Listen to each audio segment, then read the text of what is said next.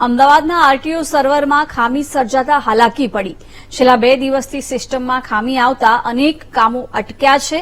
સાથે જ પાકા લાયસન્સ સહિતની કામગીરી નહીં થતા અરજદારો પણ પરેશાન થયા।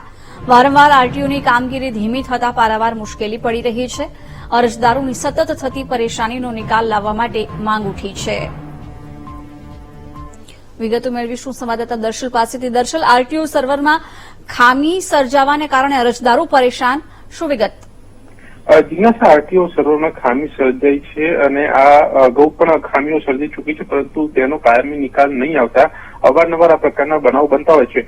છેલ્લા 2 દિવસથી આ પ્રકારે સમસ્યા ચાલી રહી છે, જ્યાં પાકા લાયસન્સ સહિત જે ઓનલાઈન સર્વરમાં જે પ્રક્રિયા થતી હોય છે તેના કામ અટકી પડ્યા છે અને અરજદારોએ આરટીઓ કચેરીના ધક્કા ખાવા પડી રહ્યા છે। આ બાબતે અરજદારો પણ અહીંયા અધિકારીને રજૂઆત કરી રહ્યા છે, પરંતુ કેન્દ્રથી આ સિસ્ટમ જે ઓપરેટ થતી હોવાથી ત્યાંથી આ જે ઓનલાઈન સર્વર સિસ્ટમમાં ખામી સર્જાવાની સમસ્યા છે તે દૂર નથી થઈ રહી। ક્યાંક આ સોફ્ટવેરમાં અપગ્રેડેશનની જરૂર છે અથવા તો જે બગ આવતા હોય તેને દૂર કરવાની જરૂર છે, જેથી કરીને આ પ્રકારની ખામી દૂર કરી શકાય અને સર્વરને નિયમિત રીતે શરૂ રાખીને અરજદારોને પડતી હાલાકી દૂર કરી શકાય। જે બાબતે ઉપરથી ઉચ્ચ અધિકારીઓએ આ બાબતે ધ્યાન આપવા જોઈએ, જેથી કરીને આ સમસ્યા દૂર કરી શકાય। પરંતુ હાલ આ 2 દિવસથી જે પ્રકારે ખામી સર્જાઈ છે, અનેક કામો જે છે તે અટકી પડ્યા છે। પાકા લાયસન્સની વાત હોય કે પછી નવી અરજી કરવાની વાત હોય કે પછી લાયસન્સ રિન્યુ કરવાની કે પછી અન્ય કામગીરીની વાત હોય, જેના કારણે અરજદારોને હાલ હાલાકી પડી રહી છે।